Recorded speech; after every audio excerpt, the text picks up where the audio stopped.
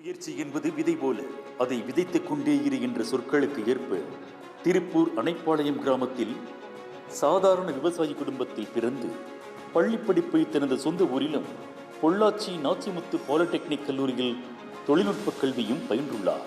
Kovai GT Naidu நிறுவனத்தின் 4 வருடங்கள் இயந்திர பிரிவிலும் ஹாலண்ட் ஹொய்ஸ்டரி மில்ஸ் நிறுவனத்தில் 15 வருடங்கள் பணியாற்றியுள்ளார். வாழ்க்கையில் வெற்றி பெற வேண்டும், லட்சிய நோக்கோடு வாழ வேண்டும், திறமையினை பயன்படுத்தி சொந்த காலில் நிற்கும் தொழிலதிபராக வேண்டும்.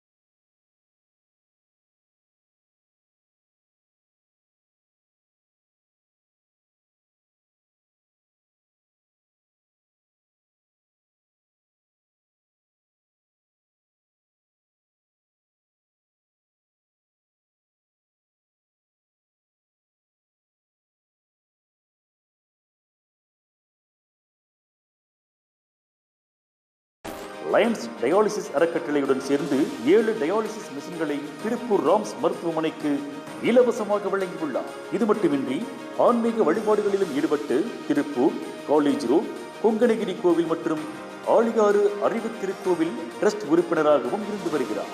மேலும் நிஃப்ட் கல்லூரியின் உறுப்பினராகவும், சிஐஐயின் திருப்பூர் முன்னாள் தலைவராகவும், ஸ்ரீபுரம் அறக்கட்டளை, திருப்பூர் மக்கள் நல அறக்கட்டளைகள் அறங்காவலராகவும் நற்பணிகளையும் செய்து வருகிறார்.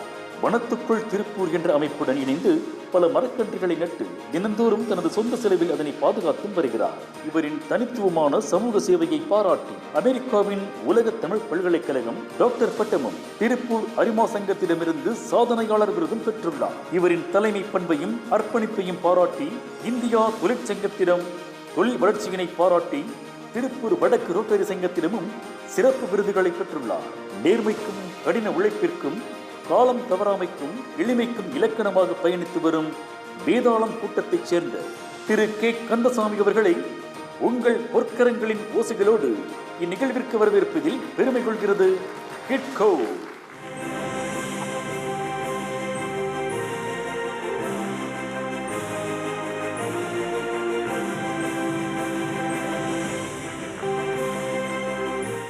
என்னை பெற்றெடுத்த தாய் தந்தையரையும் நான் பிறந்த இந்த மண்ணையும் வணங்கி எனது உரையை துவக்கிறேன். ஃபஸ்ட்டு இந்த கிட்கோ பிரசிடெண்ட் நம்ம பாலசுப்ரமணியம் அவர்கள் எனக்கு நாச்சிமுத்து பாலிடெக்னிக்கில் அலுமினி பிரசிடெண்ட்டாக இருக்கார். அவரை பற்றி ஒரு 2 நிமிஷம் பேசிகிட்டே இப்போ நான் எனக்கு கொடுத்த தலைப்பை பேசுகிறேன். அவர் பாலசுப்ரமணியம் அவர்கள் பல்லடத்துக்கு கிராமத்தில் பிறந்து நாச்சிமுத்து பாலிடெக்னிக்கில் படித்து சென்னையில் போய் தொழில் செஞ்சு ஒரு மிகப்பெரிய லெவலில் இன்றைக்கி செஞ்சு தன்னுடைய மகன்களை பார்க்க சொல்லிட்டு இப்போ பொது வேலையில் செஞ்சிட்ருக்கார். அது பார்த்திங்கன்னா அவர் படித்த கல்லூரிக்கு ஏதாவது செய்யணும் அப்படிங்கிற ஒரு நல்ல எண்ணத்தில் எங்களெல்லாம் நான்லாம் இருக்கிறதே தெரியாது.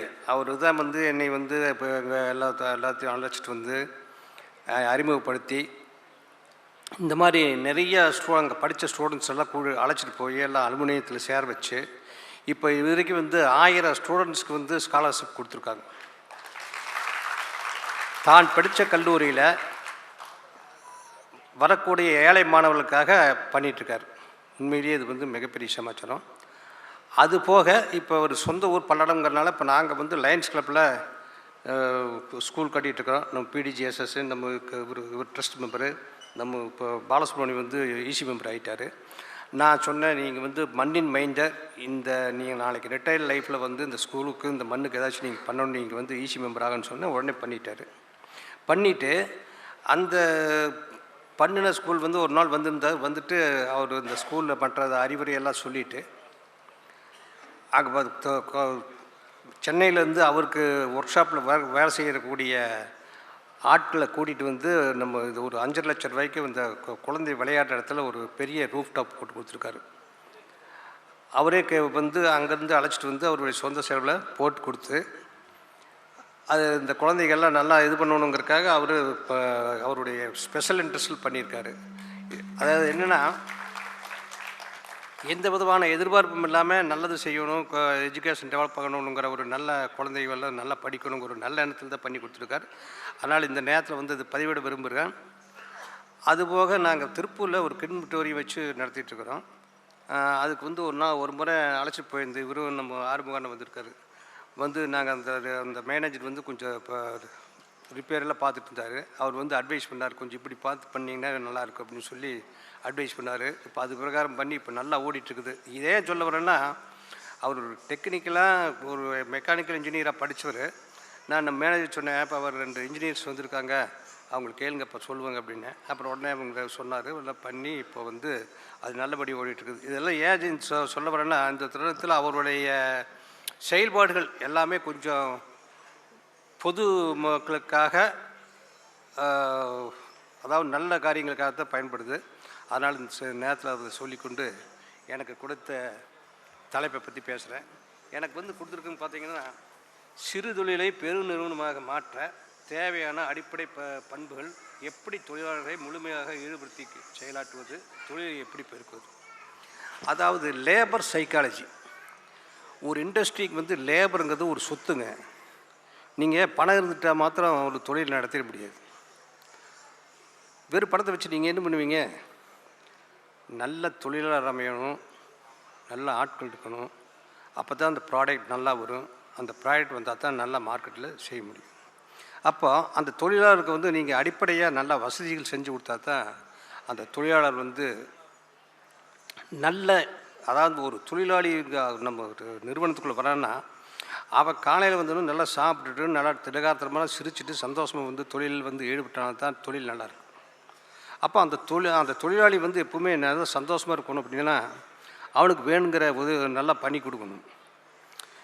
இப்போ பொதுவாகவே வந்து கவர்மெண்ட்டில் வந்து இஎஸ்ஐபிஎஃப் சிஸ்டம் வச்சுருக்காங்க. தொழிலாளிக்கு வந்து இஎஸ்ஐபிஎஃப் வந்து அத்தியாவசியம். ஏன்னா ஒரு சில ஃபேக்ட்ரியிலலாம் ஒன்றும் போடுறதில்ல, பட் எல்லா ஃபேக்ட்ரியிலும் இன்றைக்கெல்லாம் இம்ப்ளிமெண்ட் பண்ணிட்டாங்க. இப்போ திருப்பூரில் இருக்கிற எக்ஸ்போர்ட் யூனிட் எல்லாம் எல்லாமே இஎஸ்ஐபிஎஃப் இம்ப்ளிமெண்ட் பண்ணிட்டாங்க. அந்த இஎஸ்ஐபிஎஃப் இருந்துன்னா, அதாவதுங்க, எங்கள் ஃபேக்ட்ரியில் ஒருத்தர் வந்து வேலை செஞ்சுட்டு இருந்தான். ஒரு 10 வருஷம் மிஷின் ஆப்ரேட்டர் இருந்தான். அப்புறம் அவனுக்கு பணம் பிள்ளைகளுக்கு கல்யாணத்துக்கு செலவுக்குன்னு சொல்லி பணத்தை வந்து திருப்பி வாங்கிட்டேன், கேன்சல் பண்ணி வாங்கிட்டேன். அப்புறம் மறுபடியும் வந்து புதுசாக ஃப்ரெஷ்ஷாக ஜாயின் பண்ண மாதிரி போட்டு ஒர்க் பண்ணிகிட்டு இருந்தான். ஒரு 3 மாதம் ஒர்க் பண்ணிகிட்டு இருந்தான். அவன் வந்து சொந்த ஊர் பழனிங்க. போயிட்டு அங்கே போய் எல்லாம் அந்த தை மாதம் போய் பண்டிகையில் எல்லாம் போய் எல்லாம் நல்லா செலிப்ரேட் பண்ணி நல்லா ஆள்காலெல்லாம் நல்லா போட்டு பூஸ்ட் பண்ணிட்டு இருந்துட்டு இங்கே வந்தோன்னே செத்து போயிட்டான். அவனுக்கு வந்து 3 பிள்ளைங்க, ஒரு ஒய்ஃப், 4 பேர். அவங்க வந்து ரொம்ப நெருக்கதியாக இருந்தாங்க. அப்புறம் நான் வந்து இந்த பிஎஃப் ஆஃபீஸ்லாம் சொல்லி அவங்களுக்கு 3 பேர்த்துக்கும் பென்ஷன், அந்த ஒய்ஃபுக்கும் பென்ஷன், 4 பேர்த்துக்கு பென்ஷன் வருது. அதுபோக கிரிமினேஷன் செலவெல்லாம் கொடுத்து வந்து அந்த ஃபேமிலி அப்படியே ரன் பண்ணிகிட்ருக்காங்க. அதை ஏன் சொல்ல வரேன்னா, அந்த லேபருக்கு உண்டான பின்னால் அவனுக்கு வந்து அவனுடைய குடும்பத்தை பாதுகாக்கிறதுக்கு உண்டான இது கூட நம்ம பண்ணி கொடுத்தா அவனுக்கு வந்து தொழிலாளி வந்து நல்லா சிறப்பாக பண்ணி போய்ங்கிறது என்னோடய கருத்து. அதனால் லேபரை வந்து நல்லா வச்சுக்கணும். எப்பவுமே யூஸ்ஃபுல்லாக வந்து லேபர் நல்லா இருந்தால் தான் எந்த இண்டஸ்ட்ரி நல்லாயிருக்கும், அவன் சந்தோஷமாக இருக்கணும். அவங்க தான் இப்போ நாங்கள் வந்து அடிக்கடி இந்த லேபருக்கெல்லாம் நாங்கள் வந்து கவுன்சிலிங் கொடுப்போம்.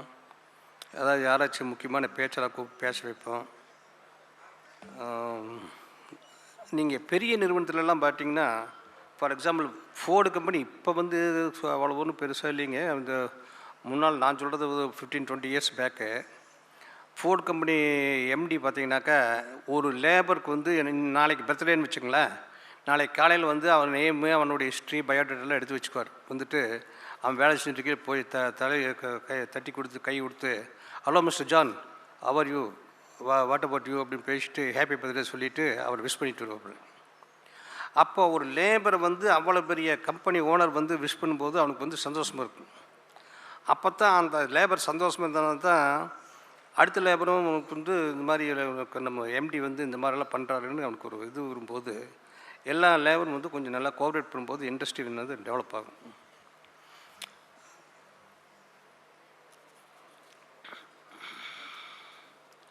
அதே மாதிரி பார்த்திங்கனாக்கா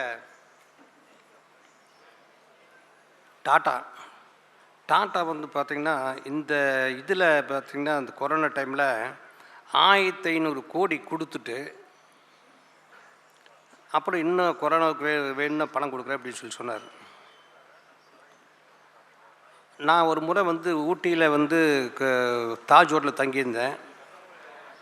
அப்போ வந்து அங்கே இருக்கிற இந்த ஸ்டாஃப்ஸ் வந்து சொல்கிறாங்க, எங்கள் ஓனர் வந்துங்க நாங்கள் வந்து கொரோனா டைமில் எல்லா ஹோட்டல்லையும் வீட்டுக்கு போக சொல்லிட்டாங்க, எங்களுக்கு வந்து சம்பளமெல்லாம் கொடுத்து எங்களை வந்து நல்லா பாதுகாத்துட்டாங்க அப்படின்னு சொல்லி ரொம்ப அதாவது அந்யுன்யமாக சொல்கிறாப்புல. லேபர் ஸ்டாஃப்னால் அந்த மாதிரி இருந்தால் தான் வந்து எந்த இண்டஸ்ட்ரி எந்த தொழிற்சாலையும் நல்லா வளரும். அதுக்காக சொல்கிறாங்க. நான் வந்து சேர்மன் இருந்தேனுங்க 3 இயர்ஸ் பேக்கு. அப்போ வந்து ஒவ்வொரு விஐபி கூப்பிட்டு பேச வைப்போம். அப்போ வந்து யூஏஎஸ் வந்தார், நம்ம நல்லபழனிசாமி கோவை ஹாஸ்பிட்டல் சேர்மன் வந்தார், கொங்கு சிக்கன் அவர் வந்தார்.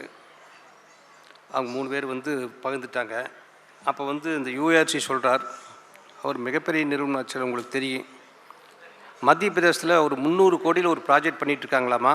அவர் இன்னும் போனதே இல்லைங்களாமா. பிஎம் வந்து திறந்து இப்போ லாஸ்ட் மந்த் தான் வந்து திறந்து வச்சுருக்காரு. அந்த இதுக்கு வந்து அவர் போனதே இல்லையாமா. அந்த கன்ஸ்ட்ரக்ஷன் அப்படியே நடந்திருக்கு. எல்லாமே பார்த்தா எல்லா இன்ஜினியர்ஸு அங்கே இருக்கிற லேபர்ஸு எல்லாருமே பார்த்துக்கிறாங்க அப்படின்னு சொல்கிறார். அப்போ பார்த்துங்களா எப்படி அவர் இண்டஸ்ட்ரி எப்படி நடத்துகிறாருன்னு பாருங்கள். அவர் இருக்கிறது ஈரோடு. அந்த மாதிரி வந்து ஒரு கட்டுக்கோப்போட ஒரு இதை பெரிய நிர்வாகத்தை நடத்துகிறாருன்னா பாருங்களேன். அவர் சொல்கிறார், அவர்கிட்ட வந்த எந்த லேபர் ஸ்டாஃப் வந்து போக மாட்டாங்களாம்மா, அவர் விட்டு போக மாட்டாங்களாம்மா. இன்கேஸ் அப்படியே போனால் கூட அந்த கல்ஃபு அங்கங்கே போனால் கூட இன்னும் கனெக்ஷனில் எங்கள் போட்டிருக்காங்க. அதனால தான் எங்கள் இண்டஸ்ட்ரி எங்கள் இது வந்து வளருது. ஒரு முறை வந்து 2-3 மாதம் வந்து சம்பளமே கொடுக்க முடியல, இருந்தாலுமே எல்லா ஆளுங்களும் அப்படியே இருந்து வேலைக்கு இருந்து வேலையை செஞ்சு எல்லாம் பண்ணிட்டு போங்க, அப்போ நம்ம சம்பளம் கொடுத்தோம் அப்படின்னு சொல்லார். அப்போ வந்து அங்கே இருக்கிற ஆளுக அங்கே இருக்கிற எப்படி இருக்கான்னு பாருங்கள். அதனால் லேபருக்கு வந்து நம்ம எல்லா சலுகையும் பண்ணி கொடுத்தா தான் வந்து லேபருக்கு வந்து நல்லா இருப்பாங்க. அப்புறம் நீங்கள் லேபர்களுக்கெல்லாம் வந்து இப்போ வெளியூர் ஆளுக்கெல்லாம் நாங்கள்லாம் எப்படின்னா ஹாஸ்டல் வச்சுருக்குறோம், குவார்ட்டர்ஸ் கொடுத்துருக்குறோம். அவங்க குழந்தைகளுக்கு படிப்புக்காகலாம் நம்ம வந்து கொஞ்சம் செலவு பண்ணணும். அந்த குழந்தைகள் நல்லா இருக்கணும். ஏன்னா அவன் குழந்தை நல்லா தான் அவன் நல்லா வேலைக்கு போயிடுவான். அதனால் அந்த குழந்தைகளுக்கெல்லாம் நாங்கள் வந்து ஹெல்ப் பண்ணுவோம். அப்புறம் அதுபோல் வேறு ஏதாவது காலேஜு ஸ்கூலெல்லாம் வேறு எங்கேயாவது வெளியே சேர்த்தோன்னு பார்த்து ட்ரை பண்ணி எல்லாம் சேர்த்து விட்டு அவனுக்கு வந்து அதாவது அவன் குடும்பத்துக்கு வேணுங்கிறத நம்ம வந்து அப்பப்போ செய்யணும். அப்போ தான் அந்த லேபர் வந்து நம்மகிட்ட தங்கி நம்மகிட்ட நீண்ட நாள் ஒர்க் பண்ணுவான். எப்பவுமே ஒரு லேபர் நல்லா இருந்தால் தான் ஒரு இண்டஸ்ட்ரி நல்லா இருக்காது, பார்த்துக்குங்க. அப்போ தான் டெவலப் ஆகும். நீங்கள் மாத்திரம் நல்லா இருந்தால் போதும், அவன் லேபர் தானே அப்படிங்கிற மாதிரி எப்பவும் இருக்கக்கூடாது. அது இப்போல்லாம் வந்து ரொம்ப சென்சிட்டிவாக இருக்காங்க. லேபர் ஸ்டாஃப்ஸ் எல்லாம் பார்த்திங்கன்னா ரொம்ப சென்சிட்டிவாக இருக்காங்க. அதனால் லேபருக்கு வந்து அவனும் ஒரு மனிதன் தான், அவனுக்கு நல்லா மதித்து அவனுக்கு வேணுங்கிற சலுகை பண்ணி கொடுத்தா அவன் வந்து நல்லா ஒர்க் பண்ணுவான். அவன் ஒர்க் பண்ணால் நம்ம இண்டஸ்ட்ரி வந்து நல்லா டெவலப் ஆகும்.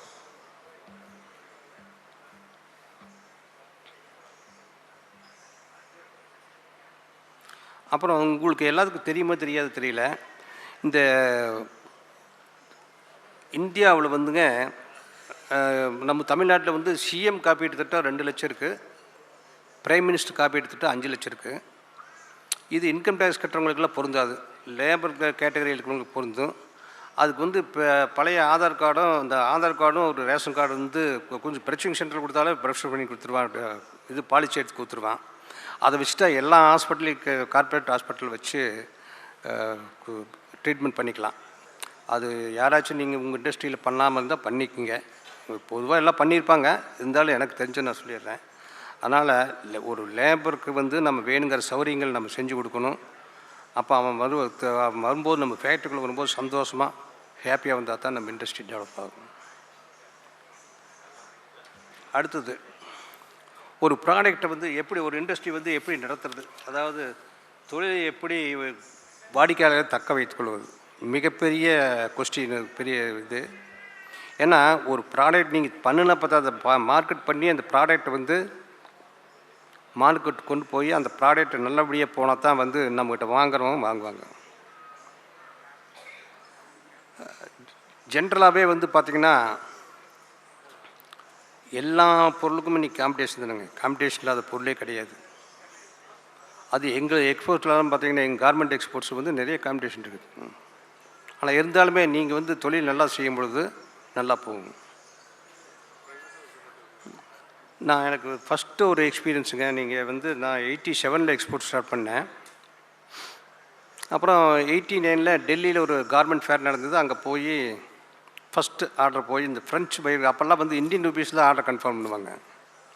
அப்புறம் போய் நான் ஆர்டர் கன்ஃபார்ம் பண்ணிவிட்டு ஃபஸ்ட்டு எக்ஸ்பீரியன்ஸ் ஆகிறனால நான் ப்ரைஸ் ஏதோ ஆர்டர் கிடச்சா போதும் அப்படிங்கிற இதில் வந்து கார்மெண்ட்டை கொடுத்து அது பார்த்திங்கனாக்கா வெயிட் வந்து அதிகம். அதாவது டெக்னிக்கலாக சொல்ல போனால் அது வந்து 2 ப்ளைகளில் செய்யும்போது கார்மெண்ட் வெயிட் அதிகம் வரும். அப்போ கார்மெண்ட் வெயிட் அதிகம் வருதுன்னா ப்ரைஸ் அதிகம் வரும். அப்போல்லாம் வேறு கோட்டா, அது லேடிஸ் கார்மெண்ட் கோட்டா. அப்புறம் இங்கே வந்து பார்த்தாக்கா நான் 50 ரூபீஸ் கன்ஃபார்ம் பண்ணிட்டு வந்தேன். இங்கே வந்து பார்த்தாக்கா அது 90 ரூபீஸ் வருது. அப்புறம் என்ன நம்ம ஃபஸ்ட் ஆர்டர் எடுத்து வந்து இந்த மாதிரி ஆயிடுச்சு அப்படின்னு சொல்லிட்டு பையருக்கு அப்போல்லாம் டெலக்ஸ் தானுங்க, டெலக்ஸு ஃபேக்ஸ் தான். அப்புறம் இந்த மாதிரி டெலக்ஸ் கொடுத்து இந்த மாதிரி எனக்கு வந்து இதாக இருக்குது, ப்ராப்ளமாக இருக்குது. ஆனால் பட் நான் வந்து அதே ஸ்டைலு டிசைன் மாறாமல் நல்ல குவாலிட்டியாக பண்ணி கொடுக்க முடியும், நான் என்ற காஸ்ட் ப்ரைஸ்க்கு பண்ணித்தரேன் அப்படின்னு சொல்லி ஒரு மெசேஜ் போட்டோடனே அவங்க என்ன சொன்னாங்க, சரி அந்த பீஸ் எடுத்துகிட்டு நீ பாம்பே வான்னு சொல்லிவிட்டு என்னை பாம்பே வர சொன்னாங்க. நான் பாம்பே போனேன். நான் பீஸை வந்து பீஸ் வெயிட்டெல்லாம் ரெடியூஸ் பண்ணி குவாலிட்டி ஸ்டைலு எல்லாம் ஆசிட்டிஸ் அப்படி பண்ணி கொண்டு போய் காமிச்சு அந்த ஒரு 50லேருந்து ஒரு அதுலேருந்து 5-10 ரூபீஸ் அதிகம் வர மாதிரி இருந்தது. அதை கொண்டு போய் காமிச்சு ஓகே வாங்கினேன். ஓகே வாங்கிட்டு வந்து அப்புறம் இங்கே கொண்டு வந்து கரெக்டாக பண்ணி அனுப்பிச்சி விட்டேன். அப்புறம் அதை பார்த்துட்டு மறுபடியும் அவங்க வந்து ஃப்ரான்ஸ்லேருந்து இங்கே வந்துட்டு நம்ம இண்டஸ்ட்ரியெலாம் பார்த்துட்டு what Kandasamy is very small man, now is going to dispatch big orders அப்படின்னு சொல்லிட்டு கேட்டாங்க. ஒரு 40,000 பீஸ் கொடுத்து பண்ண சொன்னாங்க. அப்புறம் நான் வந்து வாங்கிட்டு ஃபஸ்ட்டு ஆர்டர் வந்து 40,000 பீஸ் பண்ணி கரெக்டாக அனுப்பிச்சேன். அப்புறம் அதுலேருந்து அவங்களுக்கு நம்பிக்கை வந்துருச்சு, அவங்க நல்லா பண்ணுவாங்கன்ட்டு. நம்மளது என்னென்னா ஃபஸ்ட்டு வந்து எங்களுக்கு வந்து குவாலிட்டி கிளைம் வராது, ஏர் ஃப்ரைட் வராது, வாங்கினா கரெக்டாக இருக்கும். இப்போ யூஸ்வலாக வந்து திருப்பூரில் ஜிஎஸ்எம் வந்து ஒரு ஃபார் எக்ஸாம்பிள் 200 வைங்களேன், கரெக்டாக எக்ஸாக்டாக இது கம்ப்யூட்டர் கிடையாது, 200 நிறுத்த முடியாது. ஆனால் நம்ம முடிஞ்ச அளவுக்கு அதில் வந்து அந்த 200லேருந்து ப்ளஸ்ஸாக தான் இருக்க முடியும், மைனஸ் இருக்காது. நம்ம கார்மெண்ட் பொறுத்தளவுக்கு குவாலிட்டி காம்ப்ரமைஸே பண்ண மாட்டோம். இப்போ ஃபார் எக்ஸாம்பிள் ஒரு 1000 பீஸ் ஆர்டர் இருக்குன்னு வைங்களேன், சப்போஸ் ஒரு 100 பீஸ் ரிஜெக்ட் வந்தால் ரிஜெக்ட் பண்ணி போட்டுருவோம். அந்த ஏதாச்சும் அந்த 100 பீஸ் சரி பண்ணி அப்படியே போட்டு அனுப்புறதெல்லாம் அந்த மாதிரியெல்லாம் நாங்கள் பண்ண மாட்டோம். அதனால தான் நம்ம பையர் வந்து நம்மளை லைக் பண்ணி நம்மகிட்ட ஆர்டர் வந்து தொடர்ந்து கொடுத்துட்ருக்காப்புல. எப்பவுமே குவாலிட்டி கிளைம் வரக்கூடாது. குவாலிட்டி அவங்க என்ன எக்ஸ்பெக்டேஷன் இருக்கோ அது கொடுத்துடணும். நீங்கள் ஃபார் எக்ஸாம்பிள் ப்ரைஸ் வந்து நீங்கள் 100 ரூபாய்ங்கிறது 110 ரூபாய் வச்சு வைங்க, ஆனால் குவாலிட்டி வந்து சப்ஸ்டாண்டர்ட் குவாலிட்டி அனுப்பக்கூடாது. ஏன்னா இன்றைக்கி வந்து எல்லாருமே வந்து ரொம்ப ஹை ஸ்டாண்டர்டில் இருக்காங்க. அந்த குவாலிட்டி காம்ப்ரமைஸ் எப்பவும் வரக்கூடாது. அப்போ தான் வந்து இப்போ நான் வந்து எக்ஸ்போர்ட் பற்றி தான் பேசிகிட்டு இருக்கேன். எக்ஸ்போர்ட்டில் ஜென்ரலாக வந்து எந்த இண்டஸ்ட்ரியுமே குவாலிட்டி கிளைம் வரக்கூடாது, நல்ல குவாலிட்டி கொடுக்கணும். Customer satisfaction very important. நான் யூஸ்வலாக வந்து முதல்ல பாம்பேயில் போய் நான் ஒரு ஹோட்டலில் தங்குவேன். அங்கே பார்த்திங்கன்னா customer is king, life is challenge, we have to meet அப்படின்னு எழுதியிருப்பாங்க. Customer is king. கஸ்டமர் நல்லா தான் நீங்கள் நல்லா ப்ராடக்ட் தயார் பண்ணி அனுப்ப முடியும், இண்டஸ்ட்ரி நடத்த முடியும். நீங்கள் கஸ்டமர் நல்லா இல்லாத கஸ்டமர் வச்சுட்டு நீங்கள் எப்படி பண்ண முடியும்? அதனால் கஸ்டமர் நல்ல கஸ்டமர் இருக்கணும், கஸ்டமருக்கு தேவையானதை பூர்த்தி பண்ணணும். அதுதான் வந்து ஒரு இண்டஸ்ட்ரியலிஸ்டுடைய தொழில் டெவலப்மெண்ட்க்கு அடிப்படை. இப்போ வந்துங்க ஒரு 10 வருஷம் இருக்குது. எங்கள் ஃப்ரெஞ்சு பையர் எங்கள் ஆஃபீஸ்க்கு வந்திருந்தாப்புல. அவங்கெல்லாம் வந்தாங்கன்னா இப்போல்லாம் வந்து இப்போ பையர்ஸ்லாம் வந்து தங்க மாட்டாங்க. முந்தியெல்லாம் எப்படின்னா வந்தால் 1 வீக் 10 டேஸ் வந்து தங்கிக்குவாங்க. தங்கி இங்கேயே ஷாம்பிளெல்லாம் டெவலப் பண்ணி இங்கேயே இது பண்ணி எடுத்துகிட்டு போய் அப்புறம் ஆர்டர் புக் பண்ணி அனுப்புவாங்க. அப்படி வரும்பொழுது ஒரு லேடி வந்து எங்கள் ஆஃபீஸில் ஃப்ரெண்ட்ஸ் லேடி வந்து இருக்கும்போது அந்த அம்மாவோடைய செருப்பு வந்துருச்சு. அந்த அம்மா பார்த்துட்டு இந்த செருப்பு வந்து இங்கே கிடைக்காது, திருப்பூரில் ஃபாரின் செருப்பும் கிடைக்காது, இந்தியன் செருப்பு உங்களுக்கு சூட் ஆகாது. அப்புறம் நம்ம டிரைவர் பக்கத்துலேயே இருந்தது, ஏப்பா இந்த அம்மா என்ன சொல்லுது, என்னப்பா பண்ணுற அப்படின்னு. சார் ஒன்றும் இல்லைங்க சார், வாங்கி கொடுங்க சார், நான் போய் தைச்சிட்டு வந்துடுறேன்னு நம்ம டிரைவர் கொண்டு போய் தைச்சி கொண்டு வந்து கொடுத்தோன்னே ஷீ இஸ் வெரி ஹாப்பி. அப்போ அந்த அவளுக்கு வந்து கஸ்டமர் வந்து ஒரு சின்ன ஹெல்ப்புங்க, ஒரு செருப்பு, நம்ம செருப்பு தான் நம்ம விட்டுலாம் வந்து தைச்சா தைக்கிறா இல்லைன்னு தூக்கி போட்டு போகிறான். அவள் வெறுங்காலில் போக முடியாது. நான் எதுக்கு சொல்ல வரேன்னா, கஸ்டமர் சாட்டிஸ்ஃபேக்ஷன் இருந்தால் தான் நீங்கள் வந்து எந்த தொழிலும் டெவலப் பண்ண முடியும். அதனால தான் கஸ்டமர் இஸ் கிங். இதுவெல்லாம் உதாரணம் வைங்களேன். இப்போது டைம் பங்க்சுவாலிட்டிங்கிறது எந்த தொழிலையும் வெரி இம்பார்ட்டண்ட். அது எங்கள் எக்ஸ்போர்ட் கார்மெண்ட்ஸ்லாம் வந்து இந்த ஸ்டைல் போகிறக்குள்ளே உங்களுக்கு ஸ்டைல் வேறு மாறிடும், ஃபேஷன் மாறிடும். அதுக்குள்ளே அந்த கூட்ஸ் அங்கே போய் சேர்ந்துடணும், அங்கே வேர் ஹவுஸில் போய் அங்கே வந்து டெலிவரி ஆகிடணும்.